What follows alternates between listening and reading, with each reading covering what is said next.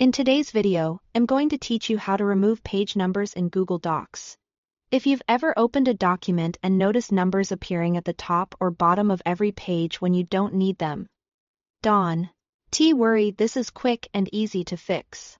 I'll walk you through it slowly so you know exactly what's happening and why. First, move your mouse to either the very top or very bottom area of any page. That space is called the header at the top and the footer at the bottom. And that's where Google Docs places page numbers by default. Double-click directly in the header or footer where you see the page number.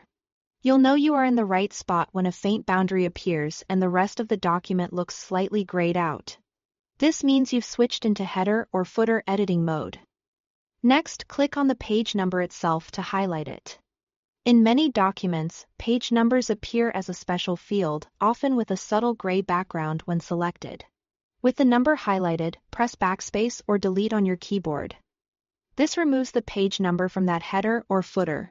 You aren't deleting the entire header or footer, just the number, so any other content like a title or date will stay unless you select it as well. If your page numbers were placed in both the header and the footer, check the other location and remove that number the same way. Once the number is gone, click back into the main body of your document to exit the header or footer area.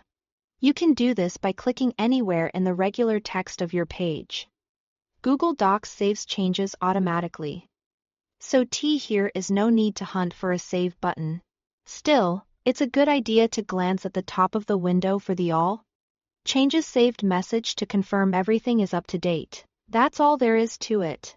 By double-clicking the header or footer to open it, highlighting the page number and deleting it, and then clicking back into your document, you've removed page numbers cleanly and safely. If you ever change your mind, you can always reinsert them later using the Insert menu. But for now, your document will display without those numbers on each page. This is especially handy for title pages, flyers, or clean drafts where numbering isn't necessary. Thanks for watching.